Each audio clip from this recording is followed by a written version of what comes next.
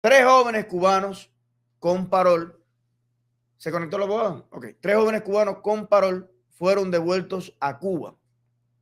Esta noticia tiene revuelta las redes desde muy temprano y en varias plataformas se ha estado dando algún tipo de información, porque ahora nos enteraremos un poquito más, pero hasta donde yo supe no estaba tan claro cuál era el problema.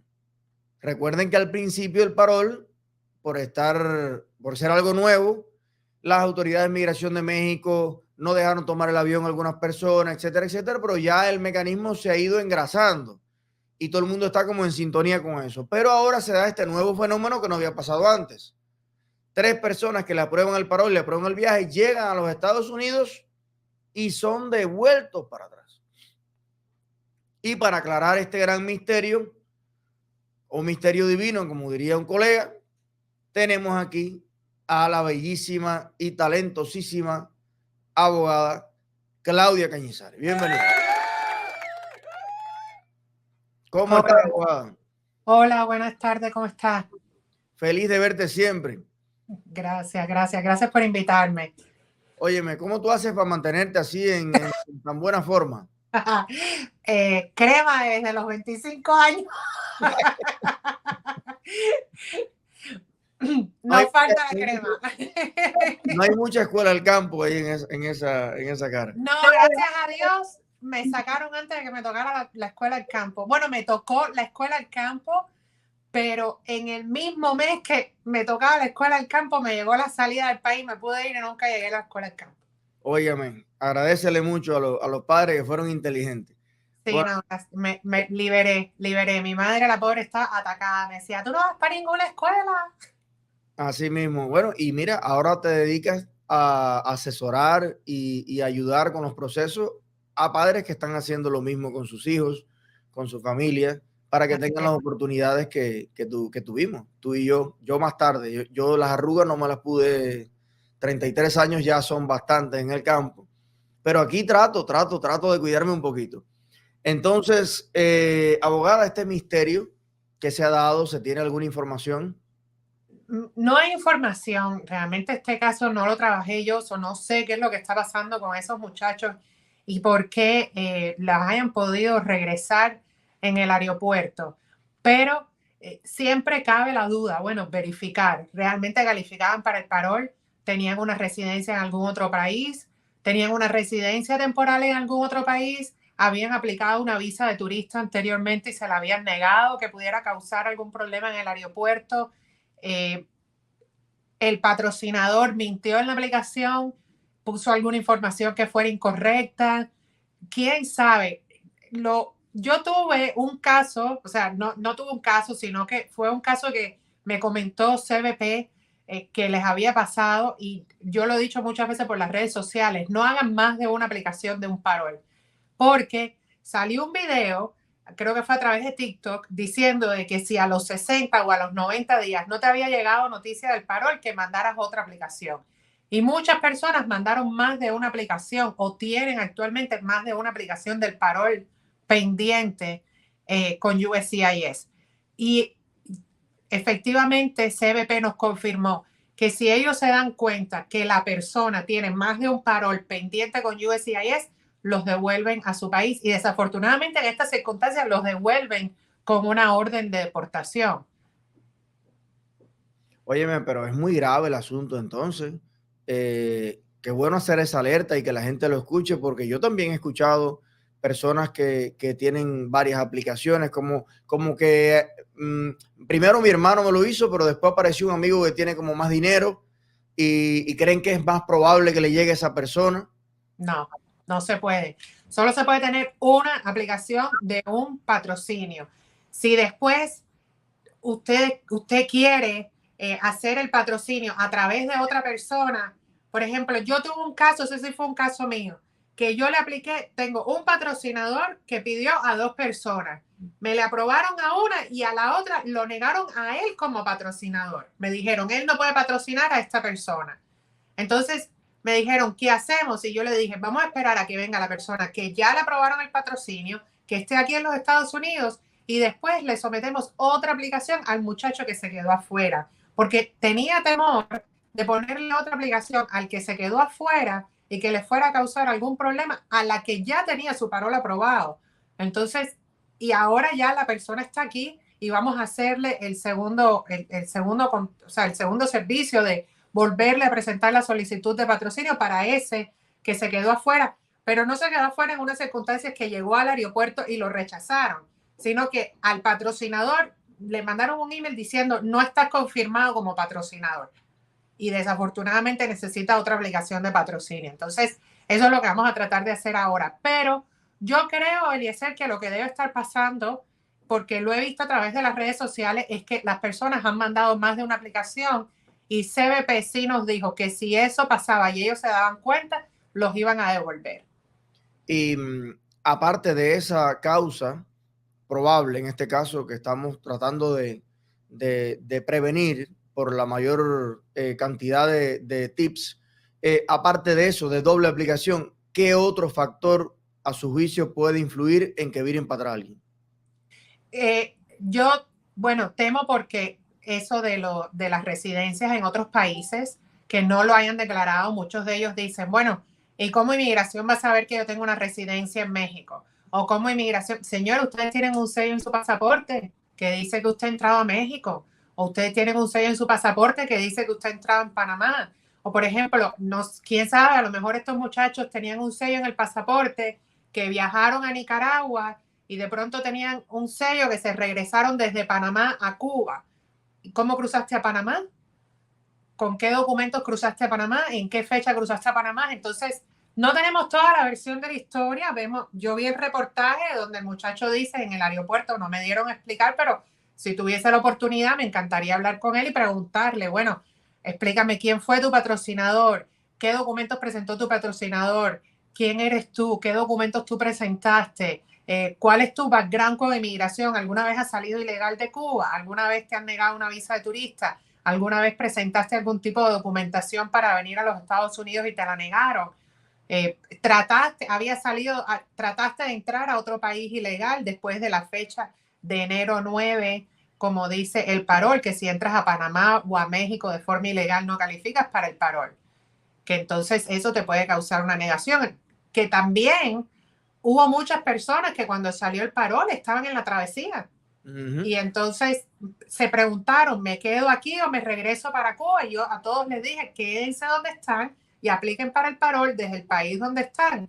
Pero supongamos que esos muchachos, y estoy aquí siendo completamente suponiendo, a lo mejor ellos habían ya entrado a Panamá ilegal y decidieron, nos vamos a regresar de Panamá para Cuba y en Cuba vamos a presentar el patrocinio. Pero si ellos no tienen evidencia para demostrar que ellos estaban en Panamá antes de enero 9, entonces inmigración, ¿cómo va a saber? ¿Cómo saben que ellos no habían cometido algún tipo de ilegalidad ahí?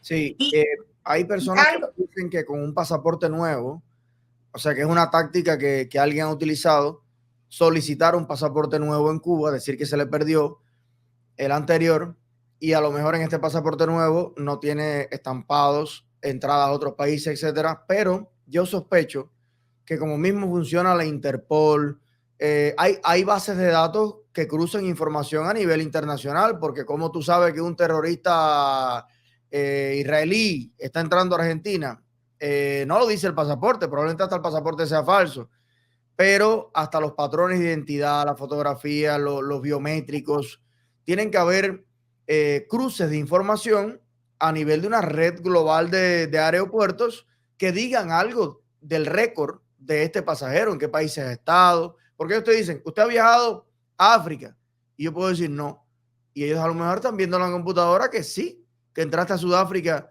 el año pasado, un ejemplo que pongo. O sea que yo creo que hay que presumir que ellos saben más de lo que tú crees que saben y no mentir en ninguna fase del proceso. De hecho, sí existe una base de datos de viajeros. Si tú estás tratando sobre todo de entrar a los Estados Unidos con el pasaporte que sea, Estados Unidos se queda con tu récord de que tú trataste de entrar al país con el pasaporte que sea. Supongamos que pediste una visa de turista alguna vez estando en México y esa visa de turista te la negaron. Por el resto de tu vida te va a salir que tú trataste de pedir esa visa de turista con el pasaporte que sea, del país que sea. Si tenías un pasaporte mexicano y lo trataste de pedir con el pasaporte mexicano, te va a salir. Aunque en un futuro tú trates de usar el pasaporte cubano, siempre va a salir que tú tuviste ese pasaporte mexicano. Por eso me refiero a las personas que han tratado de entrar a los Estados Unidos o que han hecho algún trámite para entrar a los Estados Unidos. No sé hasta qué punto debe existir algún tipo de base de datos internacional con respecto a los pasaportes, porque no es menos cierto que así se tratan de detectar personas, los viajeros, por qué país vas y todas esas cosas, pero no sé hasta qué punto llegue esa base de datos. Pero lo mejor es ser sincero y no tratar de ocultar nada, sobre todo con la persona que te está haciendo el trámite. Porque yo como abogada necesito saber para no llevarme ninguna sorpresa o que mi cliente no se lleve ninguna sorpresa, o por lo menos poder advertirle, te puede pasar esto cuando llegues al aeropuerto si tú tienes X, Y o Z. Lo otro, Eliezer, que es bien, bien importante, es que estos muchachos podían en el aeropuerto haber pedido una entrevista de miedo creíble. Si ya inmigración decidió que te van a deportar, pero tú tienes un miedo de regresarte a tu país porque tú has sido perseguido político en tu país y tú has tenido algún tipo de problema de discriminación, de persecución, todo lo que puede establecer una aplicación de asilo, usted tiene el derecho de pedir una entrevista de miedo creíble. Y me pregunto, a ver, de nuevo, hay muchas personas que están en Cuba que a lo mejor no están de acuerdo con la dictadura, pero ellos se mantienen al margen y dicen, no hablan de política, no se meten en problemas con política y nunca tienen ningún problema en Cuba.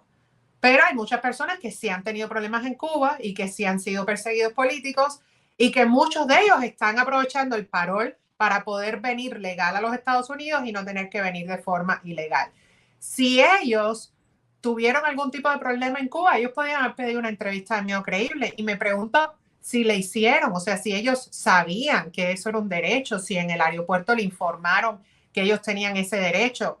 A lo mejor le preguntaron y ellos dijeron, no, no, no. Y por Yo no creo estar informados, que no bien, pidieron ayuda en ese momento. claro, yo creo que ellos, la persona que le aprueban el parol, tiene la mente enfocada ya en que no hay ningún problema, en que va a entrar, probablemente no previeron esta plan B, plan C, y a partir de este caso y de los consejos como este que usted acaba de dar, a lo mejor ya todo el que venga viene con, y si pasa esto, pues yo pido una entrevista o hago otra cosa, pero a lo mejor hasta este momento ellos venían se sorprendieron de que le dijeran, oye, para atrás. Es curioso que fue a los tres. Lo cual también apunta a lo mejor a algún problema con el patrocinador, porque qué curioso que los tres tengan como el mismo récord, ¿no? Una salida ilegal, una entrada no sé qué, es como rarito. Parece que es un problema con el proceso en sí, del patrocinador, que es el vínculo entre las tres personas. Quería preguntarle, abogada, con el tema de los timing. Hay una gran desesperación. Tengo entendido que hay más de 1 millón de aplicaciones y son 7,000 al mes los que le tocan a Cuba. Quiere decir que matemáticamente pudieran pasar años para que alguien le apruebe el parol. Matemáticamente, ¿verdad? Dividiendo 1 millón entre 7 es mucho, meses. En su experiencia, ¿cómo va este tema del índice de aplicados versus aprobados? No, yo creo que quizás un 5% de los que hemos enviado han sido aprobados y el resto están pendientes. Pero también hemos visto que no han dado estas 90,000 visas que dijeron que iban a dar. 33, ¿no? No, bueno, son 30,000 visas al mes, pero hasta ahora tenían que ya haber entregado 90,000 visas, Claro, claro. más las 20,000 visas que tenían que haber dado para los venezolanos en el mes de noviembre, diciembre. Entonces, en total, era para que ellos hubiesen dado 110,000 visas y creo que se ha reportado que han dado como la mitad de eso, como unas 45,000, 50,000, una cosa así. Entonces, es como que sí, hay un montón de aplicaciones pendientes, pero también hay un montón de cosas que no han aprobado. ¿Y por qué no las han aprobado? ¿Qué está pasando? ¿Por qué se ha demorado tanto? No sabemos. Hay una seguidora nuestra que se enteró que venía usted acá y le manda esta pregunta, que es la penúltima, porque sé que también usted tiene el tiempo cogido. Dice, ¿Qué significa que una persona hace un año entró con un parol por 60 días con las siglas PWA y ahora recibe documentos de migración donde le dicen que no fue admitida legalmente al país y luego de revisar su caso le dan un parol por un año? Esto invalida el parol anterior. No. Puede aplicar a la residencia cuando se cumple el año y un día a partir de recibir el parol de los 60 días, o sea, el primero que le dieron. Junto con el parol, lo están citando para frente a un juez, este es el hijo de ella, en el mes de octubre para que justifique por qué debe permanecer en Estados Unidos. ¿Se considera esto una corte? ¿Le recomienda contratar a un abogado o cree que pueda solicitar los servicios de un abogado gratis que ofrece inmigración? ¿Cree que debe aplicar un asilo político? O sea, ¿qué volá con esto? Ok, tuve que escribir las preguntas, pero vámonos con la primera. Todas son del mismo. Sí, pero bueno, las escribí. ¿Puede aplicar con el parol de los 60 días al año y el día? La respuesta es sí. El hecho de que le han dado otro segundo parol no invalida el parol. Incluso yo he tenido clientes que entraron quizás en el año, supongamos, tuve una clienta que entró en el año 2016, antes de que quitaran la ley de pies secos, pies mojados, le vinieron a dar el parol en el año 2021. Ella no tuvo que esperar un año y un día después de ese parol.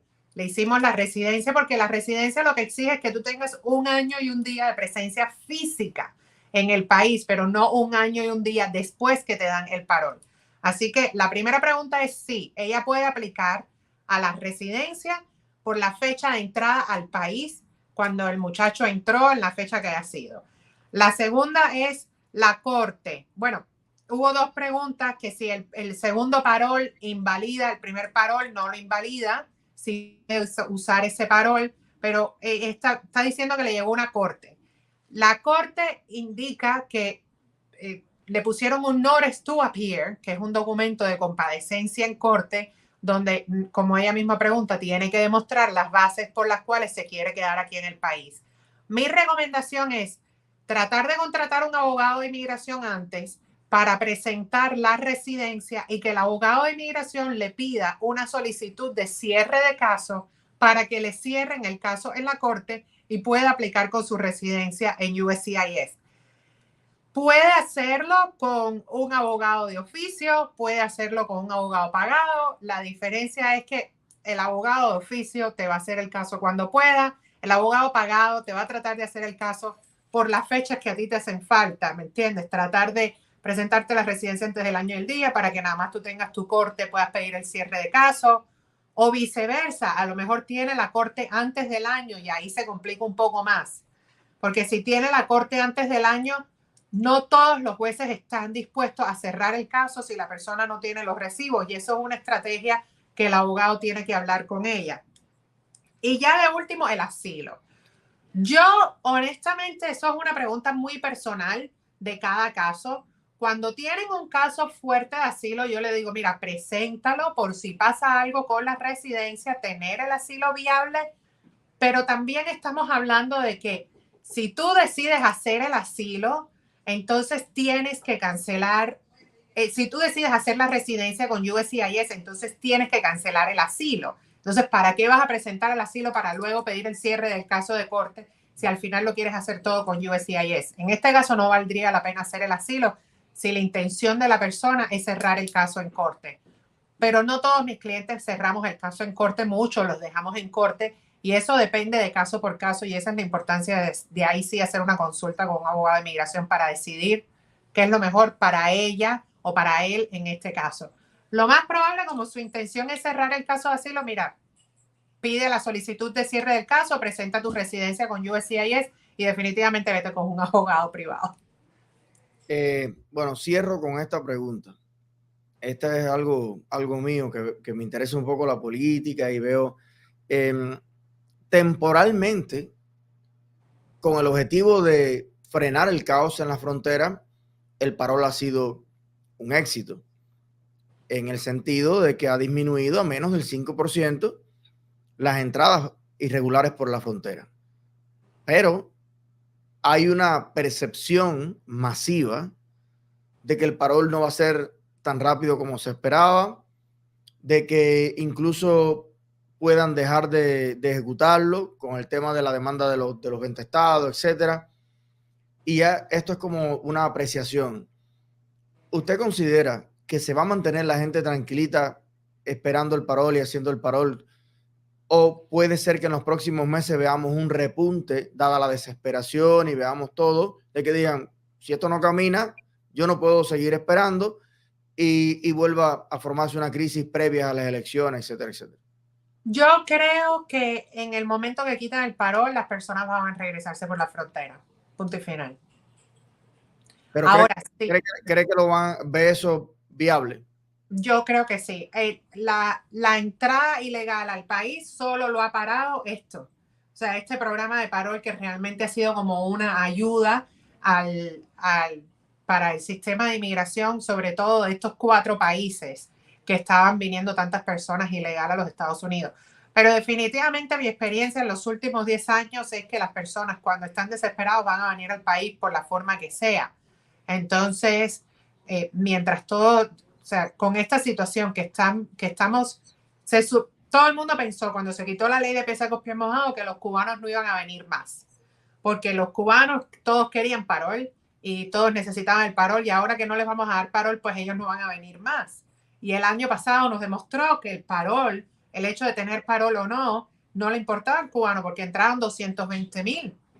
Entonces, a diferencia del año 2016, que entraron 50,000, el cubano y el venezolano y el nicaragüense y los colombianos están saliendo por la situación política y social que se vive en su país, por lo difícil que está todas las circunstancias que ellos están pasando. Y desafortunadamente, el sistema de inmigración, por más que ellos quieran cambiar las leyes y por más que ellos quieran apretar la llave para que no les entre más gente ilegal, no lo van a lograr. Van a seguir entrando. La única solución que hay para parar estas entradas por la frontera de forma ilegal de todos estos países es encontrar una solución para esos países. El Salvador era uno de los mayores grupos de inmigrantes para este país, era El Salvador, porque venían muchas personas huyendo de las maras, pero ahora hay 200,000 personas presas que todos eran miembros de las maras. El presidente ha puesto mano dura, ya casi no están viniendo gente de El Salvador. Entonces, vi una encuesta lindísima. Yo soy súper buquelista. Yo apoyo a Bukele 100%, porque además es lo que se le critica, ¿no? Que tiene mano dura, que si en vez de 3 comidas le da 2, a mí te voy a decir como si lo fusila todo. A mí la gente que ha... No, tampoco así, hay que hacer... tampoco así. Hablo de la mitad de la pantalla para acá. A mí, el que haga lo que hacen las maras, que ninguna es dar caricia. Esa gente te mata a un hijo para que le pague el eso. Para mí, que lo fusilen a todos. Y para Cañizares, que lo metan preso. Pero lo apoyo en ese sentido, que está arreglando el país, porque eso por un lado, pero la cantidad de carreteras, infraestructura, vivienda, o sea, esto va paralelo con otros incentivos. Hicieron una encuesta hace 10 años. El 90% de los jóvenes quería vivir en Estados Unidos. Hicieron una encuesta el año pasado. El 90% de los jóvenes quiere quedarse en El Salvador. O sea, ¿cómo puede un país, brindando oportunidad, esperanza y seguridad a la gente, cambiar la mentalidad completa de los jóvenes? ¿Qué mejor que en su tierra? ¿Qué mejor que en su idioma? ¿Qué mejor que en sus raíces? Con sus documentos, con su idiosincrasia, su cultura, su comida. Entonces, estoy 100% de acuerdo con usted en eso. Si se arregla el problema de Cuba, que no somos los cubanos, ni que somos vagos, ni que porque el mundo entero echamos para adelante. Se arregla el problema de Venezuela, se arregla el problema de Nicaragua, que son las 3 dictaduras. Yo creo que se va a arreglar el problema de migración en los Estados Unidos de una manera... por lo menos lo tenemos en este hemisferio, realmente. O sea, el problema de inmigración de Estados Unidos va a seguir sucediendo porque, como quiera que sea, sigue siendo una potencia económica y siempre van a recibir inmigración del mundo entero. Pero en este hemisferio donde vienen tantas personas de estos países en particular, lo que ellos tienen que hacer es tratar de buscar una situación. Cuando Trump puso la ley de que los cubanos, de que todos los inmigrantes se tenían que quedar en México, los inmigrantes siguieron entrando ilegal. Se quedaban en México y esperaban sus cortes. Muchos de ellos entraron ilegal a los Estados Unidos sin esperar las cortes. Hoy por hoy están aquí en Estados Unidos con una orden de deportación, pero prefieren estar aquí escondidos con orden de deportación a regresarse a sus países. Y quieren pasar una resolución para cambiar el asilo político, que se parece a una ley muy similar que había puesto Trump, que si la persona atravesó por un tercer país no puede pedir asilo político aquí en los Estados Unidos, al menos que entre ilegal o a través de la aplicación de CBP One. Pero esa resolución se vio con Trump, no paró nada.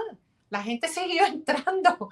Entonces, lo que hemos visto es que ellos pueden tratar de poner manos duras, quitar la ley de pies secos, pies mojados, que poner esta ley del tercer país para que las personas no puedan hacer asilo, poner las cortes que las personas tienen que esperar en México, y la gente sigue viniendo, no les importa. Entonces, y yo creo que va a seguir pasando. Me alegro que ahora no que estén usando el parol, me alegro que estén esperando, pero cuando venga junio y quiten el parol, lo vamos a ver.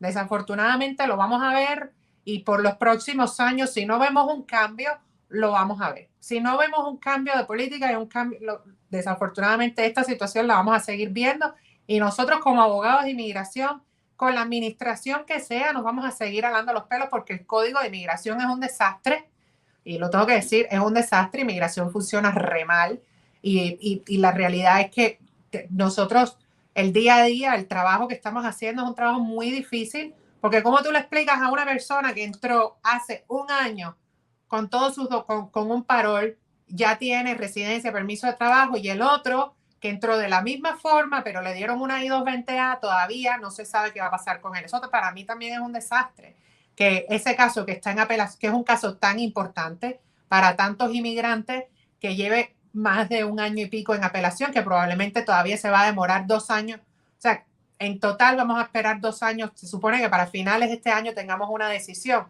Eso es algo ilógico. Acaban de dar una decisión y ya. Si ustedes saben que esta decisión puede definirle el futuro a tanta gente, que los mismos jueces están pidiendo la decisión y no la dan. Sí, bueno, y cuando vas al fondo, es un tigmarín de dos pingües. Este tiene un I-220A porque pasó por Piedras Negras, y el otro tiene un parol porque en ese momento el oficial que estaba, es demasiado discrecional el tema. Yo los he tenido que pasaron por el mismo lugar, el mismo día, a la misma hora. Este oficial le estaba haciendo el caso, y el que estaba sentado en el escritorio al lado le estaba haciendo el caso. Este le dio un parol y el de al lado no. Yo creo que la política acertada es que toda la mano dura que se le pretenda poner a esa persona que viene desesperada, si se le pone a los dictadores, vamos a salvar muchas personas. Yo creo que hay que volver a una política de ciertos presidentes norteamericanos atrás, claramente anticomunistas, y que había un plan que frenó el comunismo en el mundo. Quedó en dos países por allá, pero lo dieron por extinguido, y no estaba extinguido, estaba la llamita, y ahora estamos rojo el continente entero. Pero yo sí creo que tienen que unirse todas las democracias del mundo y decir, esta vez vamos a dar una quimioterapia como tiene que ser, y cerrar fila con eso, porque si no, esto va a ser, los países de Latinoamérica van a ser vientres de alquiler. Paran jóvenes para que emigren, como los ñu en África, y una tierra tan rica en todo. El otro día estaba revisando, y Latinoamérica tiene como 8 veces más recursos naturales que los Estados Unidos y Canadá. Tiene de todo. Chile es una potencia mineral, el granero del mundo, Argentina, Perú tiene de todo, el Caribe es una tierra que los gringos americanos dirían jubilarme allí. Wow, lo máximo. Entonces, lo único que no tenemos es libertad, y esa es la clave. Pues un último mensaje, abogada, que quiera dedicarle a las 2,000 personas que están conectadas en este momento.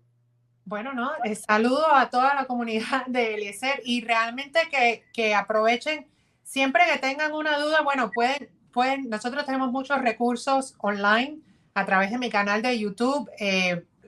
Pongo muchísimo contenido con referencia a temas de inmigración. Los invito a ver los enlaces que a veces hacemos en vivo, pero tomen estos videos siempre como de forma educativa, ¿no? Si no pueden contratar un abogado para que les haga sus servicios de inmigración, por lo menos llamen a un abogado, hagan una consulta, verifiquen que el plan que tomaron en su caso es el plan correcto a seguir, porque muchas personas desafortunadamente dijeron, yo no le puedo pagar al abogado, o sea, no voy a pagar la consulta y me voy a ir con un notario, y voy a hacerlo todo con un notario. Y por lo menos con esa consulta ellos podrían haber creado un plan con el abogado, que si ya después lo querían seguir con el notario, lo podían seguir, ¿me entiendes? Pero muchas personas no, ni siquiera hacen eso y yo creo que es un error. Siempre consulten con el abogado porque por más que nosotros querramos dar información en estos videos, cuando uno se sienta con una persona y le toma todos los datos y conoce su historial, ahí es que ya le podemos dar una respuesta más personalizada. Y hay veces que las cosas tienen su, como quien dice, su nuance, que a lo mejor a alguien le pasó algo que no le va a pasar a todo el mundo y por ese alguito vamos a tomar una decisión diferente. Así que yo sé que el llegar es difícil y empezar es difícil y no todo el mundo puede pagar un abogado, yo lo entiendo, pero sí mi consejo de corazón es que por lo menos una vez o varias veces mientras su proceso esté en pendiente, hablen con un abogado de inmigración sobre su caso. Y como las enfermedades, cuando se complican, son peores. Tengo una amistad que vive en Houston en este momento y que cuando le propusieron el primer proceso, el abogado le dijo $5,000. Y me llamó y me dijo, Eliezer, $5,000. Digo, Pipo, es una sola vez en tu vida, tu regularización en este país, de eso depende de todo. No, hombre, no, que le voy a pagar yo $5,000. Eso yo tengo un primo que es notario y que me hace, no sé qué, bueno, hizo la historia. Va por 18. Va por 18. Le habían mandado una citación, la citación, imagínate tú, la notaria que le hizo eso, ni vio aquello, votó la carta, le mandaron a la segunda, no se presentó a la segunda, y no hay ningún abogado responsable de eso. Bueno, cuando ya lo fueron a buscar, él hasta preso y todo estuvo, ahora lo soltaron, pero ya con orden de deportación, con todo. Pobrecito. Un desastre. Simplemente por no hacer un buen proceso de entrada. Luego eso será un recuerdo para tu vida. A veces $5,000 son unas vacaciones, honestamente. A veces la gente va a Cuba y se gasta $5,000. ¿Cómo para tú regularizar tu estatus en el primer país del mundo? O sea, yo creo que nada es caro. Habrán abogados más caros que otros, pero mi hermano, lo más caro de la vida es no poder dormir. Eso sí es caro. Entonces, busque a un profesional y los tenemos muy buenos. Y yo recomendaría más, por la experiencia de lo que a mí todo el mundo me cuenta lo que le ha pasado. Yo no soy abogado, pero si fuera abogado, fuera multimillonario cobrando a pesos. Y es que los abogados de Miami, además, tienen como un plus en expertise. Hay gente que el familiar vivía en Illinois y nosotros, esa gente no sabe nada de los cubanos. Por muy buen trabajo que quieran hacer los abogados, un gringo de Oklahoma, él va por un librito y los cubanos tenemos un libro más gordo, aparte, por la experiencia, por eso. Entonces, aunque usted no esté en Florida, averigüe, porque a veces le va a convenir más un caso en Miami, que el juez lo sabe lo que es, el abogado sabe lo que es. O sea, hay mucha relación. No necesariamente el juez, pero yo sí les recomendaría que buscara un abogado que tenga experiencia con ese tipo de casos, porque hay abogados de inmigración por todo Estados Unidos, pero no todos saben cómo lidiar con la ley de ajuste cubano, qué significa la ley de ajuste cubano, qué beneficios da, que no necesita un perdón. No todos hay abogados que nunca han visto un cubano, que no saben, como mismo yo nunca hice ningún caso de admonitions o algo así, de la gente de Armenia, ni esas cosas, porque nunca tuve un cliente de eso. Yo sé que existe un inciso de la ley que los puede proteger a ellos, pero nunca lo he trabajado.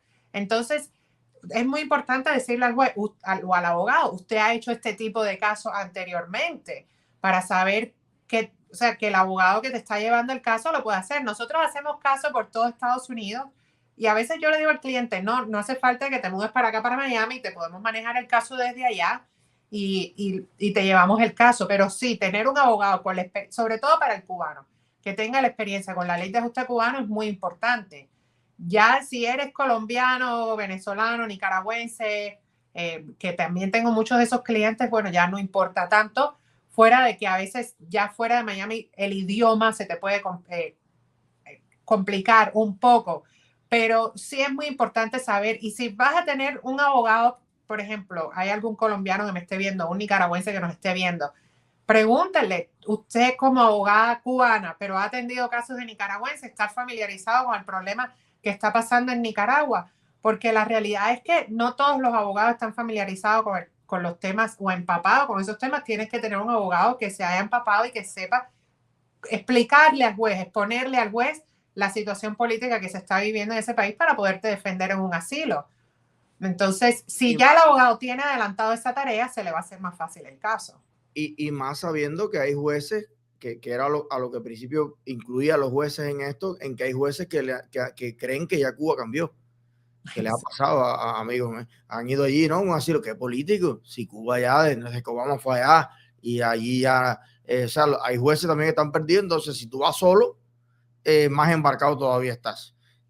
Abogada.